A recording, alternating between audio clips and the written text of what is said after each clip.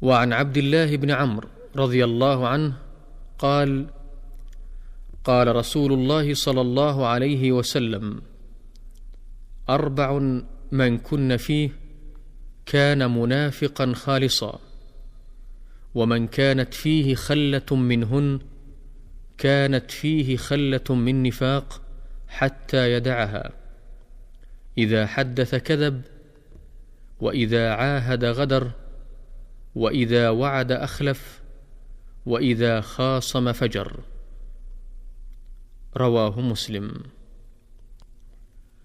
وعن أبي هريرة رضي الله عنه أن رسول الله صلى الله عليه وسلم قال: آية المنافق 3: إذا حدث كذب، وإذا وعد أخلف، وإذا اؤتمن خان.